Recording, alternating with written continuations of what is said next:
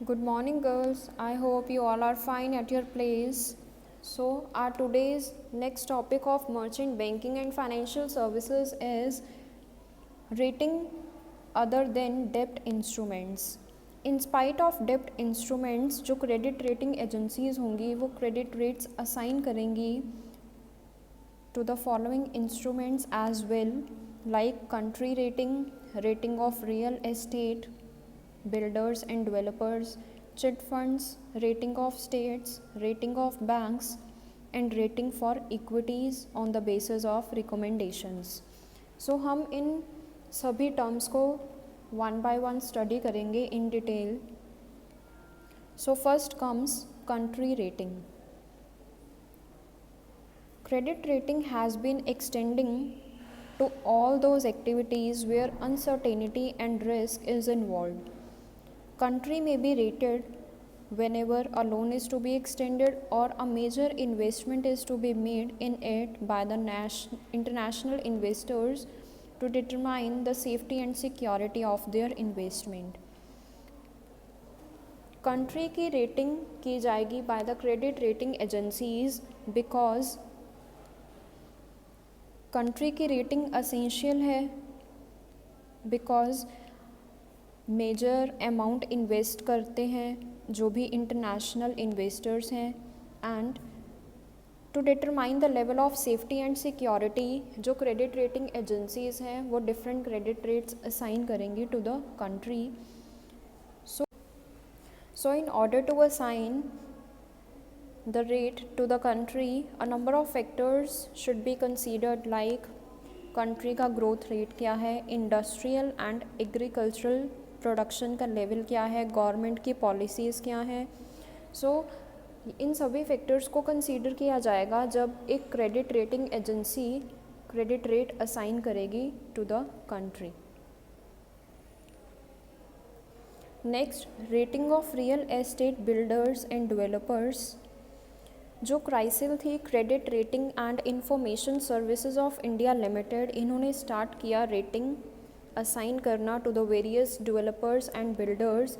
And main objective क्या था, इन रियल एस्टेट बायर्स को हेल्प करना एंड गाइडेंस प्रोवाइड करना.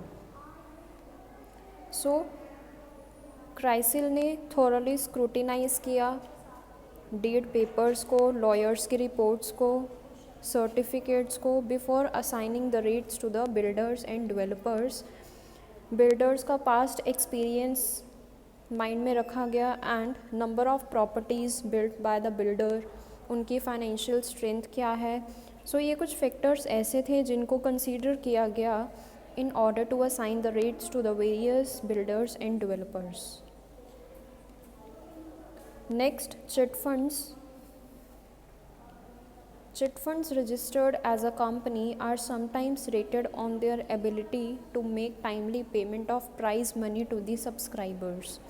This rating helps the chit funds in better marketing of their funds and in widening the subscribers base. जो chit funds की services हैं ये किसने प्रोवाइड की, क्राइसिल ने. एंड जो चिट फंड्स हैं इनकी रेटिंग भी हुई, एंड रेटिंग किसके बेसिस पे हुई, on the basis of their ability to make timely payment of prize money to the subscribers. And इस रेटिंग ने हेल्प की चिट फंड्स की in better marketing of their funds, so that कि वो better marketing कर पाएँ in chit funds की and अपने सब्सक्राइबर्स के बेस को और ज़्यादा एक्सपैंड कर पाएँ. तो इन चिट फंड्स की भी रेटिंग हुई bye the credit rating agencies. Next, rating of states. States की भी रेटिंग हुई सो दैट कि वो डिफरेंट इन्वेस्टर्स को अट्रैक्ट कर पाएँ from India and abroad to make investments. जिस स्टेट की हाई रेटिंग होगी, अच्छी रेटिंग होगी, तो जो इंस्टीट्यूशनल इन्वेस्टर्स हैं, जो फॉरेन इन्वेस्टर्स हैं, वो उस स्टेट में इन्वेस्ट करना लाइक करेंगे. नेक्स्ट, रेटिंग एजेंसीज ने डिफरेंट इकोनॉमिक पैरामीटर्स को कंसीडर किया while assigning the rates to the various states, like availability of labour, raw material, so that कि जो स्टेट है वो कंप्लीट फ्रीडम इंजॉय कर पाए in taking the decisions while assigning the final rating to the states. So जो credit rating agencies थी उन्होंने इन factors को consider किया while assigning the rates to the various states. Next, rating of banks. अब banks की भी rating हुई. CRISIL and ICRA both are engaged in the rating of banks based on the 6 parameters. C stands for capital adequacy. Capital adequacy के basis पे rates assign किए गए banks को. तो जो बैंक है उन्होंने मिनिमम 10% कैपिटल मेंटेन करनी है against risky assets of the bank. Next, A stands for assets quality, M stands for management evaluation, E stands for earnings of the company, L stands for liquidity position and S stands for systems and control.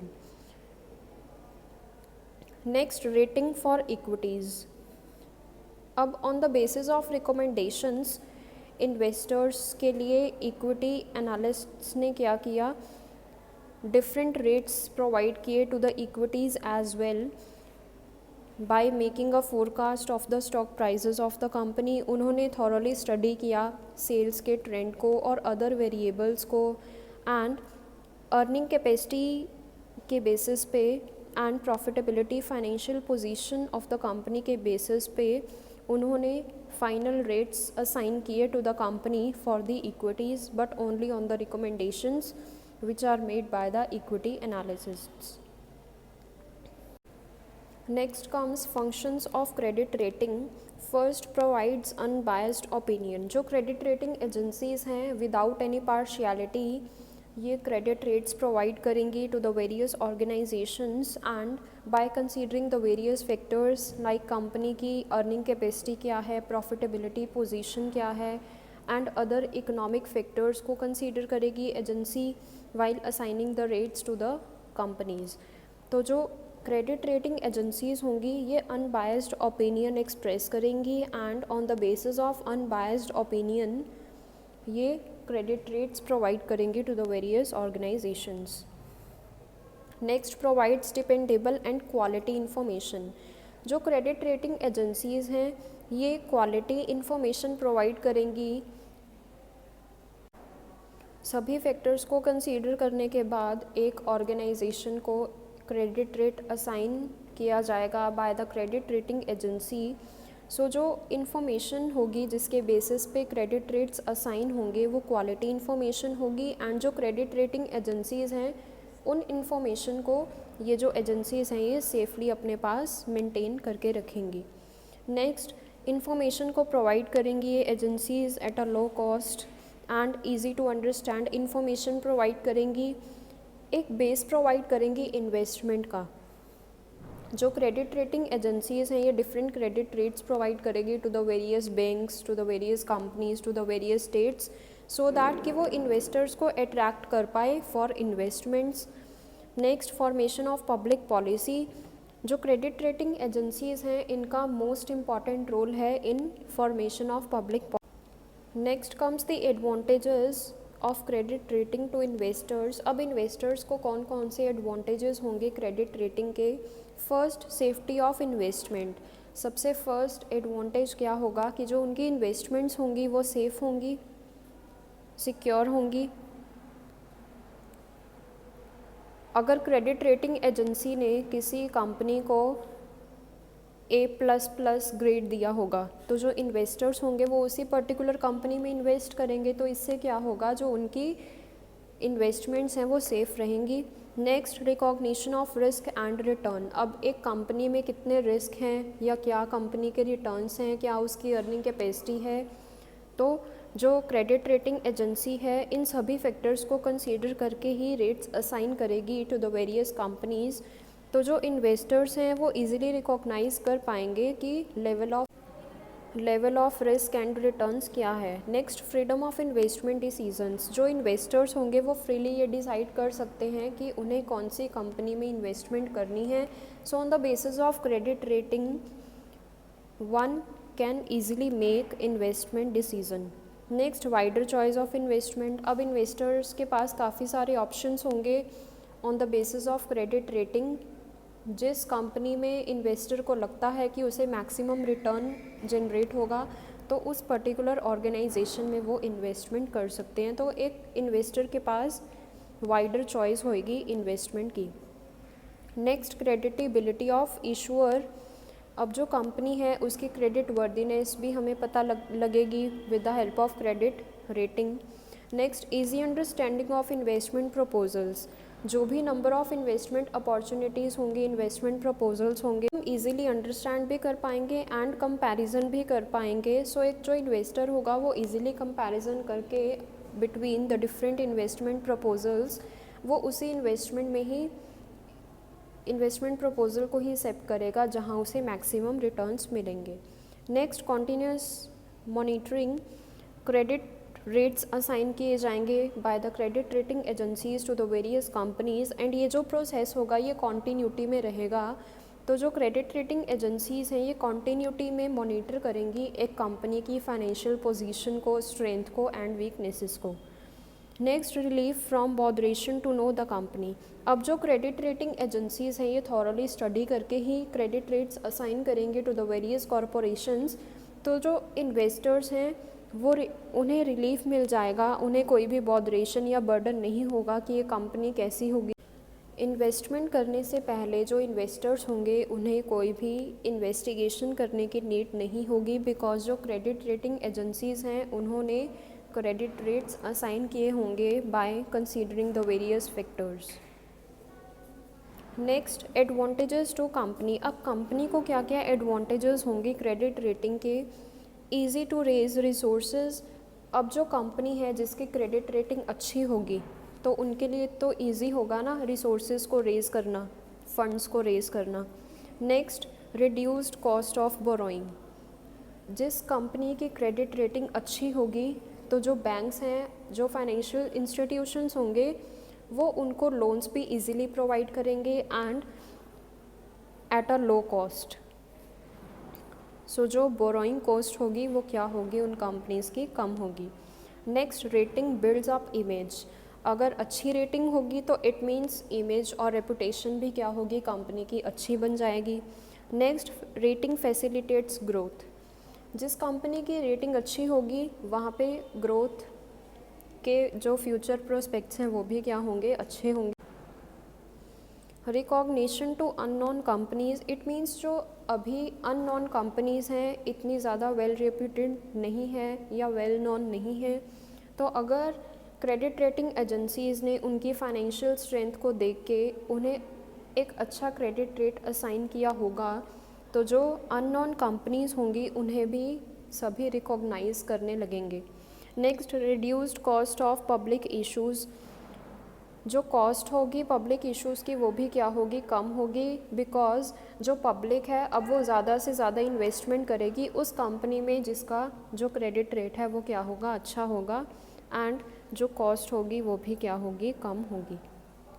Next, अब इसके कुछ disadvantages भी हैं। First, non disclosure of significant information. ज़रूरी नहीं है and sometimes ऐसा होगा कि जो क्रेडिट रेटिंग एजेंसीज़ हैं वो इम्पॉर्टेंट इन्फॉर्मेशन को डिस्क्लोज़ ही नहीं करेंगे पब्लिक के सामने। सो समटाइम्स नॉन डिस्क्लोजर का चांस रहेगा कि जो क्रेडिट रेटिंग एजेंसीज़ हैं वो प्रॉपरली इम्पॉर्टेंट इन्फॉर्मेशन को डिस्क्लोज़ नहीं कर रहे to the investors. Next is static study. जो क्रेडिट रेटिंग एजेंसीज़ हैं उन्हें सबसे पहले थॉरली इन्वेस्टिगेशन करनी है, तो ये जो स्टडी है ये क्या है, बहुत स्टैटिक है। इट मीन्स कॉस्टली भी है, एक्सपेंसिव भी बोल सकते हो और टाइम कंज्यूमिंग भी है। Next, rating is no certificate of soundness.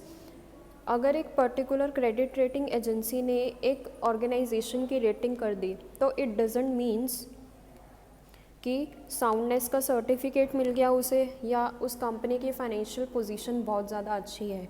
क्या पता क्रेडिट रेटिंग एजेंसी ने इम्पॉर्टेंट इन्फॉर्मेशन को हाइड किया हो, डिस्क्लोज ना किया हो। So rating is no certificate of soundness. Next, जो रेटिंग होगी वो बायस्ड भी हो सकती है। इट मीन्स कहीं ना कहीं ऑर्गेनाइजेशन की जो रेटिंग कर रहे हैं, जो एजेंसी रेटिंग कर रही है, वो पार्शियलिटी के साथ अपने ओपिनियंस रख सकती है फॉर द कंपनी।